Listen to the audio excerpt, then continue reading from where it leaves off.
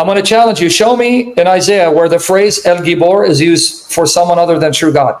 You're not listening. Let me help you listen to yourself because you contradict yourself. Okay. Buddy, listen. Did you not just say Prince of Peace is something he needs to be? It is, yeah, it is. But you just refuted yourself. Yeah. Listen to, buddy, can you listen to how you contradict yourself? Take it easy. I'm giving you rope to hang yourself. But now you're contradicting yourself because you're saying Prince of Peace is something he needs to be. But then you went to Isaiah's son and you said, see, that name is not what he is. So make up your damn mind. Why does a prophecy need to be unanimous in its understanding? A Prince of Peace. Just say he's not going to be a Prince of Peace. I don't understand, why is it so complicated? It's really simple. No, you made it complicated. You're burying yourself. Okay, I'm sorry. So one of the people asked you about how to approach studying the Bible. And you've told them to, first of all, cement your faith in Christ. And only then... Slowly, what did I say? To cement your faith in Christ. Yes. Then study something about the New Testament, and only then approach. No, what I said was, get to fall in love with Jesus by reading the Gospels. Get to know him truly and personally, because he's going to make it easier for you to handle the Old Testament. Why is that? Okay, so without Jesus, and you read when God says, wipe out everything that breathes. If I didn't believe in Jesus, why would I care about the Old Testament, these commandments? So your understanding of... Without Jesus, why would I care about the Old Testament, these commands to wipe out everything that breathes? That's exactly my question, which is... No, my question to you, why would I care? I don't know. I wouldn't. I would care less about the Old Testament. That's your problem. You Jews, you deal with it, not my problem. But why am I stuck with the Old Testament, having to defend the Old Testament for Jews? That's exactly my question, which is... So why? Okay, I'm answering. Answer it. The reason is because I've been told by Messianic Jews that if I read the Old Testament, that it is apparent that I find Jesus there. Meaning, I can't read... No, they're talking about Messianic prophecies. I'm not talking about that. Of course, if Jesus did not fulfill the Messianic prophecies, he's the false Messiah. My point is, if Jesus did not come to say he confirms the Old Testament and all the prophets wrote about him, then I would care less about the Old Testament. But why do you believe in the Old Testament? Because you follow Jesus, I'm assuming? No. Okay. Oh, so you are, come on back, say you're one of these Orthodox Jews so I can slaughter you. I'm not Orthodox. I'm Karaite. What are you then? I'm Karaite. Okay, Karaite. So you only follow the Old Testament. Okay, yes. Let's put Jesus aside. Why should I follow your Old Testament? You shouldn't.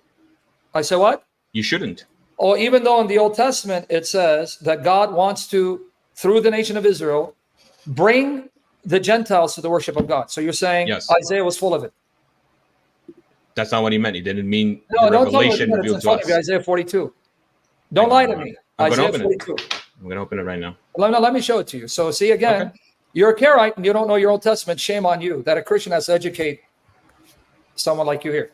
You're full of it because your Isaiah says, you're more wise than I am. Your Isaiah says, whoever the servant is, what is he going to do? Isaiah 42 in front of your eyes. Light to all nations. Light to all nations. Yeah, I know. Okay, so why did you just say I shouldn't? Why does it mean light to all nations? Why does it have to mean the Torah? Because God is telling Isaiah that the servant will bring them to the knowledge of God and worship him. Yes. Isaiah 45. So how am I going to worship your God without the Old Testament? Why does knowledge of God equate the revelation given to the people of Israel? How am I going to know who God is without the Old Testament? Answer the question. Set in an example as a light to all nations. How am I going to know that it's Yahweh if not the Old Testament? Where am I going to find that this is the God of Abraham, not the Old Testament? I don't understand the question. How am I going to know this is the God of Abraham without the Old Testament? Most people don't know it's the God of Abraham without the Old Testament. But the God of the Old Testament wants the people to know this is the God of Abraham. So how are they going to know that without the Old Testament? You know, you're kind of stupid, right? That you can't answer this question. Let me repeat it again slowly. The God of Abraham wants the nations to worship him, the God of Abraham. How am I going to know who the God of Abraham is without the Old Testament? Go ahead, Einstein, explain that to me. I'm trying to understand why is my answer not sufficient, that it's not meant to be. If you tell me worship God, which God? Allah of the Quran or the God of the Hindus? Which God? The creator. Who is he? Muslims tell me it's Allah who sent Muhammad. But they take it from us. Oh, us where? From where? Binding. That's my question. But you don't follow the Talmud. You only follow the written text. Correct? Jews reject the Talmud. Us from where? What source? Come on, Einstein. What source? I know, the Bible. That's what I'm saying. Okay, so that's my point. My point is, you told me I shouldn't. That means you just went against the Old Testament, because the Old Testament says your job, if you're a true God-fearing Jew, is to bring me to the God of Abraham. But my knowledge of the God of Abraham is in the Old Testament. Yes, but okay, not the Torah. But it's not binding on you as a Christian. That's what I'm saying. No. Forget about Christianity. Put that aside. Isaiah says it's your obligation to bring me to the knowledge of the God of Abraham. And where is that knowledge found? Yes, in the Old Testament. Okay, so then why did you argue with me? That means, now let's go back to point one. When I said, why should I believe in the Old Testament? You said you shouldn't. No, I should. Because the Old Testament says that God wants me to know who the God of Abraham is. And without the knowledge of the Old Testament, I don't know who he is. I accept correction on my... okay, good. Now we can have a respectful conversation. Okay, now with that said, I'm not a Christian. I'm not going to let Jesus bail you out. Justify for me, because people attack Islam for jihad. Your Old Testament commands, because I'm going to act like an atheist, agnostic. I'm not going to let Jesus bail you out. Justify for me God commanding, because even Netanyahu, he even appealed to 1 Samuel 15, Amalek, yeah, I know. Yeah, he appealed. He likened the Palestinians to Amalek. Justify for me the morality of wiping out everything that breathes, even infants and animals who have done you no harm. Go ahead, shoot your best shot. Are you? Oh, you're referring to the law that when we conquer Canaan, we're supposed to wipe out. Not only that, in 1 Samuel 15, this is what you know Hebrew, right? King Saul. Yeah, I know that. You know when Netanyahu tried to justify bombing over 30,000 people, including children, he likened them to Amalek, right? Yes. So what did God tell Saul to do to the Amalekites? Destroy them to the last. Even infants, right? Yes. Even animals? Yes. That means your God of the Old Testament, it's Allah of the Quran, look humble. Justify that for me. Jesus is not going to bail you out. You're not going to use my Jesus to bail you out. Because if you follow, in the case, I'm going to use the biblical case, and then I'm going to... You can't use Jesus, so don't use him. No. I don't believe in Jesus. I'm going to use the biblical case. The biblical case is to say that they were not only were they were pagans, I mean, at the time. Infants? That begs the... Okay, that's exactly my point. Animals are... Wait. Animals are pagans too? They were worshiping gods and the animals? Yeah, it's called Milchemet Choma. The idea is to animals take worship everything... You see the genius? So I want people to laugh at you. Hold on, at your expense. Do you hear what he said? The animals are pagans because they worship gods and goddesses. So is that what you're saying? The point is to remove everything that they own. Why? From... Why not destroy the warriors, spare the children, incorporate them into the life of Israel, and teach them about the same reason you can't do it now? Because I didn't ask you that. When you are raised in the environment of paganism, in the case of the Old Testament, you will grow to be. Hold on, wasn't Abraham raised in the environment of paganism?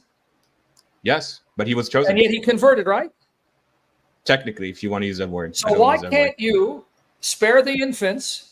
Now you wiped up the warriors, incorporate them in the life of Israel, and then teach them about the God of Israel. Technically, in the Torah, that's exactly what happens. So. No, that isn't what happens. Says wipe them out. In fact, God rebuked Saul for not wiping everything out. I know. Because so he disobeyed God.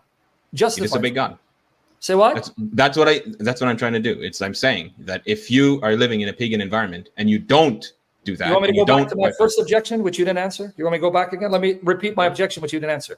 Okay. Why do you need to wipe out infants and animals when you can simply wipe out the warriors, and then the infants you spare, because now you will incorporate them in the Commonwealth of Israel and raise them in the fear of God, just like if a stranger decided to attach himself to Israel, in the Torah it says you will treat him as a native Israelite. So why did God do that? Yeah. Say it again. I can't hear you. Say it again. Can you hear me? Yeah, go ahead. Yeah, Can you repeat the question? Excuse me. Can you repeat your question? Again, repeat again. This guy's going to wear me out. Okay. Sorry. You're justifying God slaughtering infants. See, as a Christian, I can have an answer, but I'm not going to let Jesus, whom you reject, bail you out. And let's stick with the Old Testament. Why did God order wiping out all infants and animals? Why not simply wipe out the warriors, then spare the infants, incorporate them in the Commonwealth of Israel, raise them in the fear of God, just like you have in the Torah? If a stranger, an alien from the nations, wants to now worship the God of Israel and be part of the Commonwealth of Israel, the law says you treat him as a native born, you don't discriminate. So why didn't God do that instead of wiping them out? I don't know. Now you're being honest. See, with Jesus, I'm forced to now deal with this and defend your book because Jesus forces me. But I'm not going to let you appeal to Jesus to defend your book. Now, as a Karaite who doesn't believe in the Talmud, what's your view about the Messiah? Do you believe in the Messiah? He's coming? Yeah, of course we do. What do you believe about the Messiah? He's going to be wise beyond his years. He's going to be son of David. He's going to be... What does it say he's going to be a son of David? Netzer Migezei Shai. Isaiah 12, I believe, or 11. No, it's Isaiah 11. But I'll give you $1 million to show me it says Messiah. Okay. Oh, no. You mean literally the name Messiah? Yeah, I want to know because you rabbis, or not you rabbis, you Jews have selectively decided which prophecies are messianic, which are not, in order to show that Jesus is not the Messiah. So I'm not going to play your game. This is what you're referring to, Isaiah 11, not 12. Yeah. Then a shoot will spring forth from the stem of Jesse. I'll give you $1 million and we'll all convert to your religion. Show me where this says this is about Messiah, the son of David. Stump of Jesse. How do you know that's Messiah? How do you know it's not one of the kings that came? One of the what? One of the Davidic kings. That is a Messiah. What do you mean? No, one of the kings that historically rose to prominence and power. Oh, you're talking about that this is speaking about a specific king and not necessarily the Messiah? Yeah, how do you know it's Messiah? Because of the stump of Jesse. The stem of Jesse, sorry. So was Hezekiah from the stump of Jesse? Yes. Was Josiah from the stump of Jesse? Yes. Was Solomon? Yes. Okay, now prove to me that this is Messiah, not one of these kings that came. They were all messiahs, but not the Messiah. Okay, no, the Messiah. I want you to show me prophecy about the Messiah.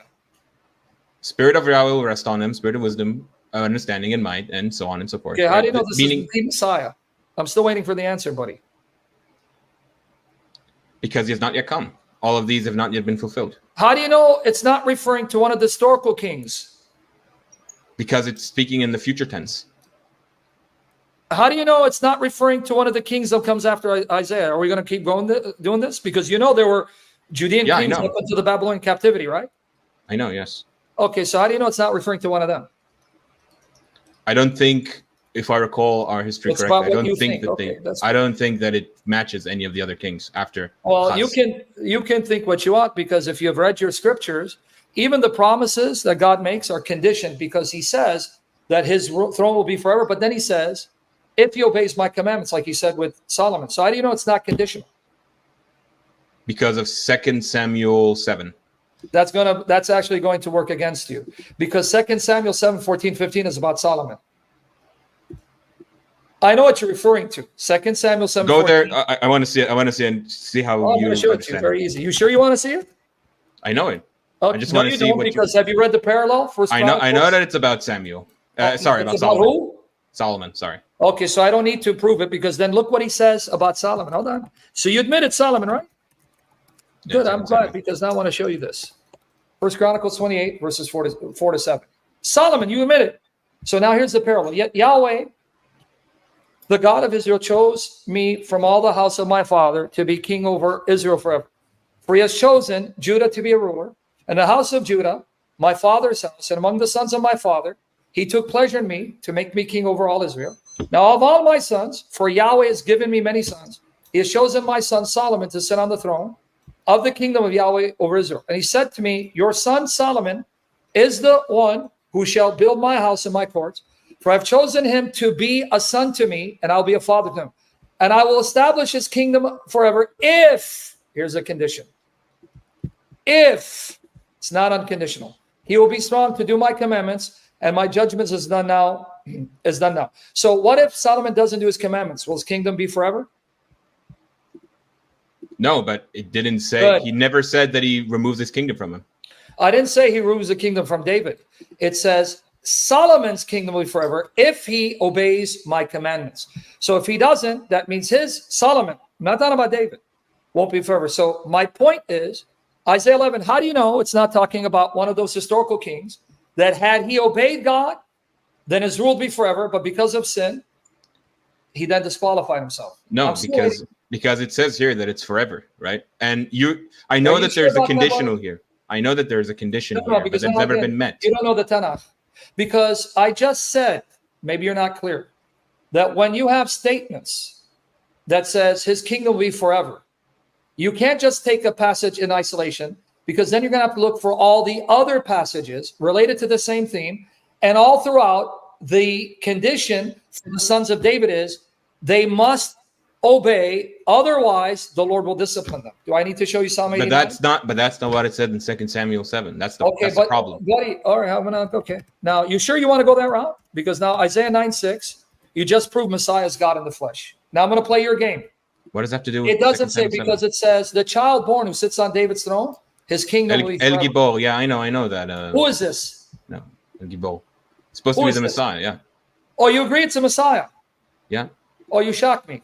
I'll be honest, because it's really not that complicated, because in the Bible the idea of it's not, because in the ancient world the mighty God. The idea of the king being God or son of God is really not that far-fetched. No, very complicated. Because I want you to hear me out. I'm going to challenge you. Show me in Isaiah where the phrase El Gibor is used for someone other than true God. Let's use concordance then. The very next chapter, El Gibor is used of Yahweh. Here, next chapter. Very next chapter. Isaiah 10:20-21.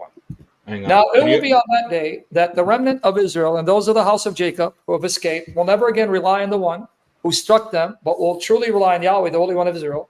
A remnant will return, the remnant of Jacob, to the mighty God, El Gibor. The very next chapter, and Isaiah is full of references. There is no other El, Elohim, besides Yahweh.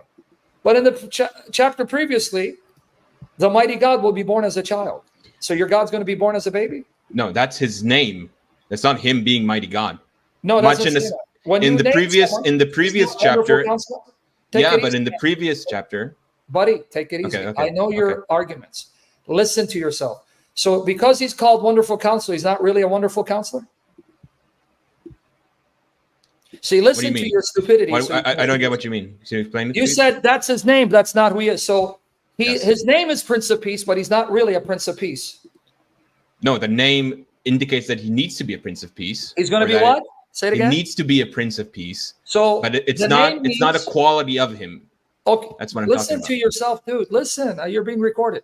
So he will be named Prince of Peace because he needs to be that, right?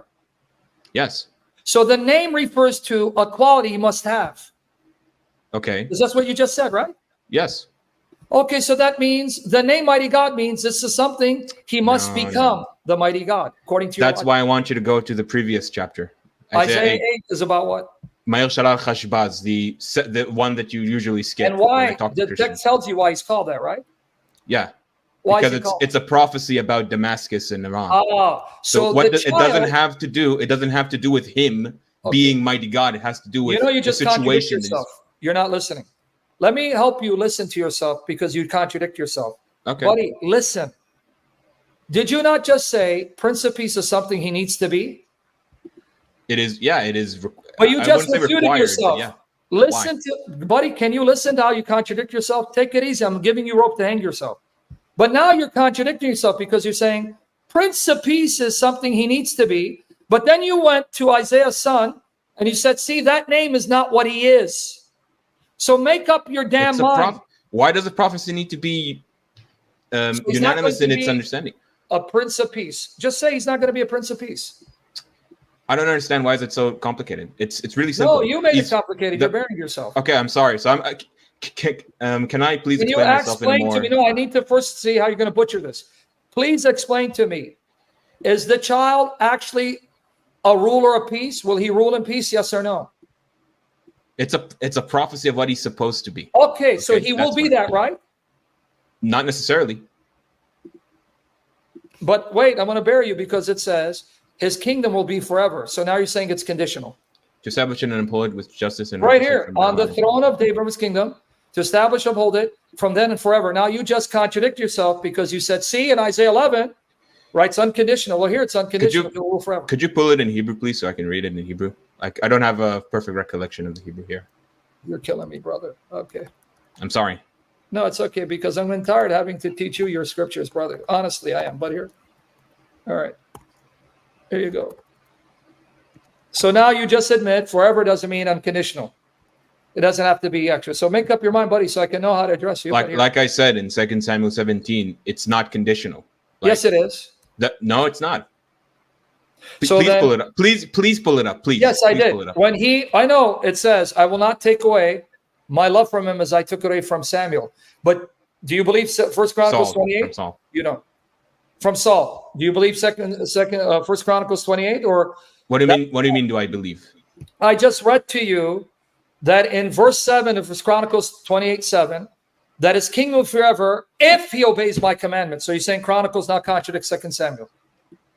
Did we not just read that, dude? Yeah, I know what you mean. Okay, so stop playing games with me. I know what 2 Samuel 7, but I don't pit scripture against scripture.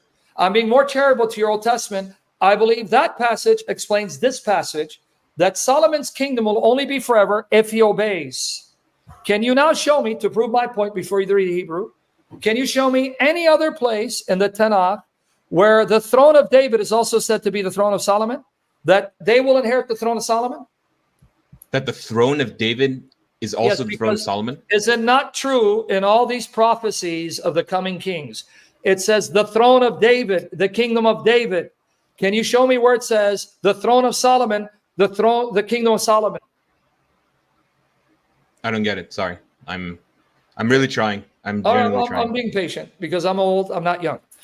Whenever God mentions a king who will come, it says he sits on the throne of David, the kingdom of David.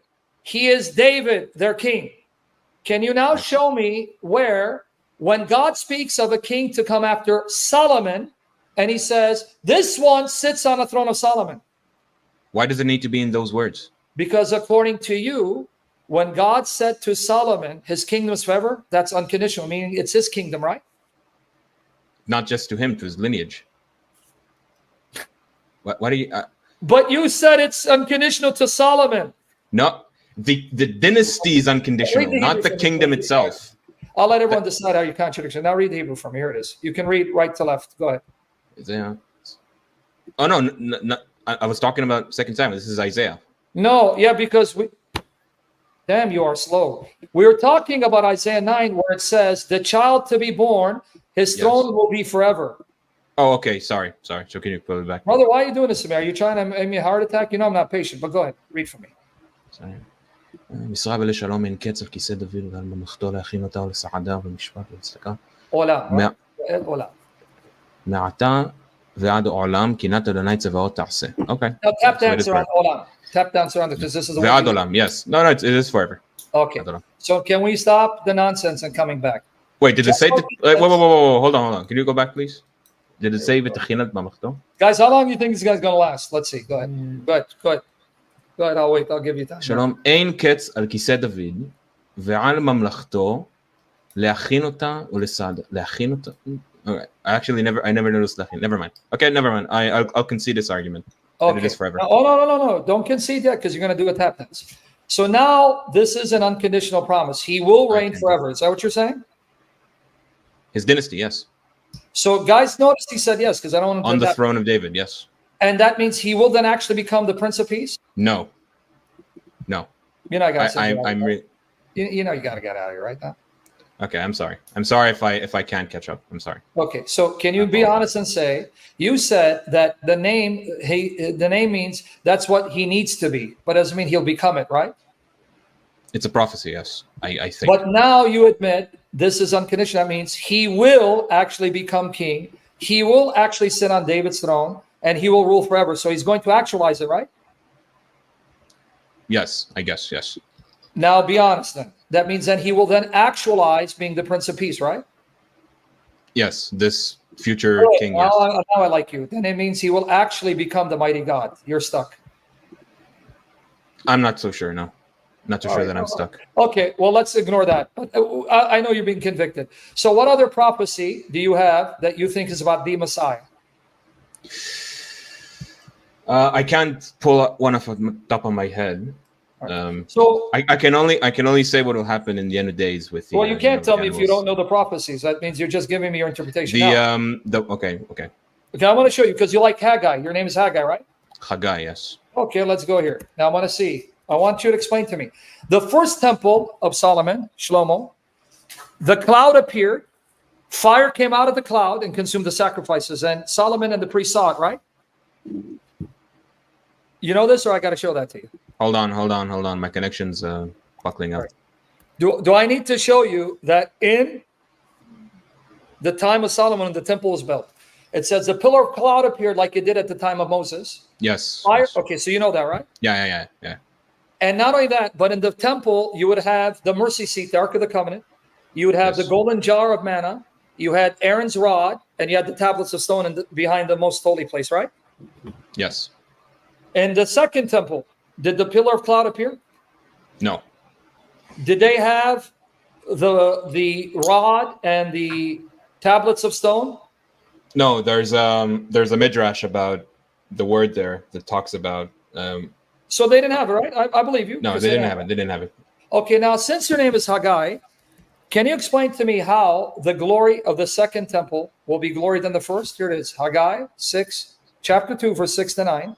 For thus says Yahweh of hosts, once more in a little while, I'm going to shake the heavens and the earth, the sea also and the dry land. I will shake all the nations. They will come with the desirable things of all nations. I will fill this house. It's not about the second temple. Yes. You know this because you've read Haggai 1. I hope you're not going to disagree with me. No, I know. Okay, good. He's not being honest. I will fill this house with glory, says Yahweh of hosts. The silver is mine, and the gold is mine, declares Yahweh of hosts. The latter glory, the glory of this house, will be greater than the first. Yes. And in this place I will give peace. So what happened in the second temple that made the glory of the second temple greater than the first? And how did God establish peace in the second temple in light of the fact it was destroyed? It never happened. That's not what it says. Remember you said unconditional promise? He didn't say it. Okay. All right. This goes to the interpretation of whether the second temple is a second temple or is it merely a rendition of the first? The latter house, this house. You want me to read it? Okay, I know, but this is house. I know what you mean. I know what you mean. What I'm trying to say is that this goes into the interpretation of whether or not the second temple was the second temple or is it simply the first? I don't care what your tradition says. The text in front of my eyes. I will fill this house. Do I need Which to means this house can mean the future house, not necessarily the second temple. No, because let's read from verse 1. No, I'm sorry. Bye-bye, your tradition. On the 21st of the 7th month, the word of Yahweh came by the hand of Haggai, the prophet, saying, speak now to Zerubbabel. He was not building a future house that didn't exist. He was building the second temple. The son of Shealtiel, governor of Judah, and to Joshua, the son of Jehozadak, the high priest and eminent of the people, saying, who among you remains who saw this house in its former glory? And how do you see it now?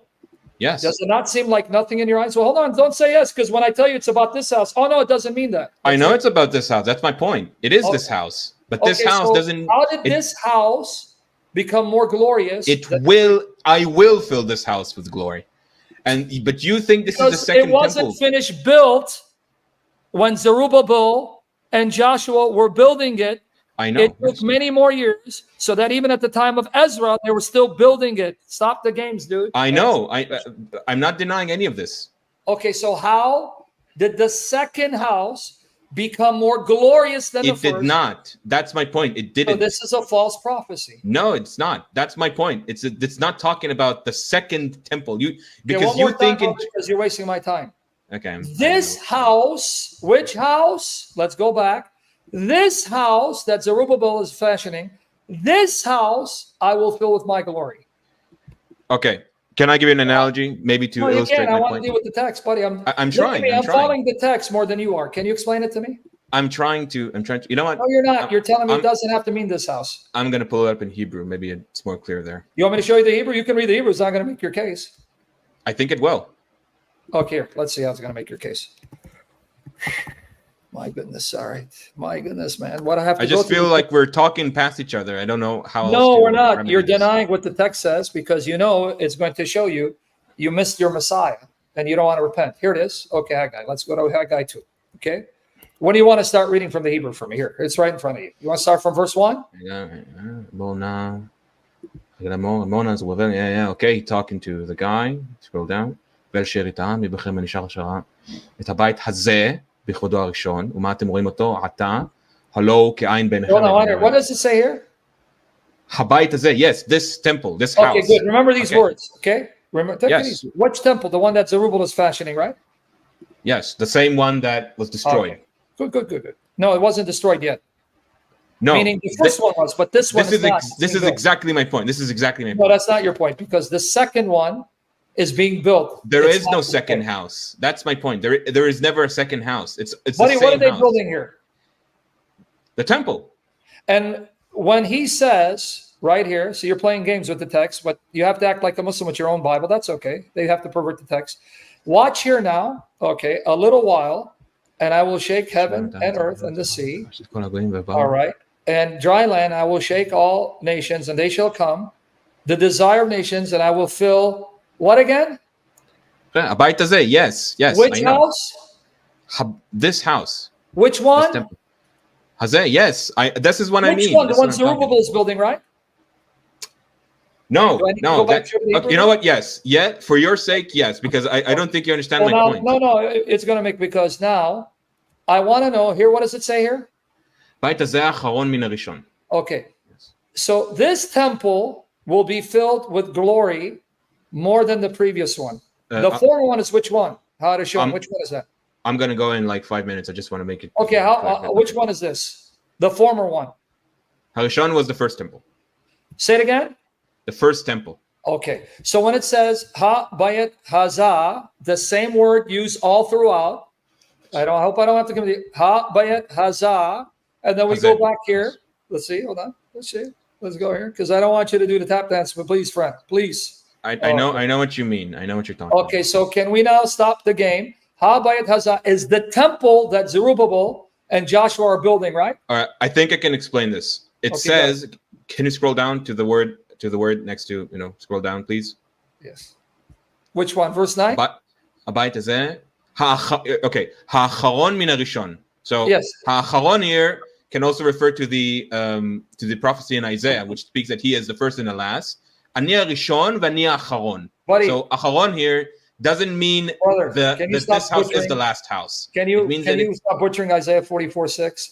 Because that's telling God is the first and last. Here it's talking about this temple in contrast to the former one. I'm talking about the word acharon here, the word latter here. Acharon. It's referred to ha bayat hazah. I know the connection. I know. This is what I'm trying to tell you. Is that, why don't you come back some other time? Because you said your time is up. Because we're spinning. Yeah, I'm sorry. Come back. I'm sorry. Let me know it's you. I enjoyed talking to you, but I'm sorry if I'm unclear. I'm really sorry. No, it's okay, bro. Come back. We'll talk more about Messiah and the Godhead. So. Okay. Sorry. Goodbye. Take care.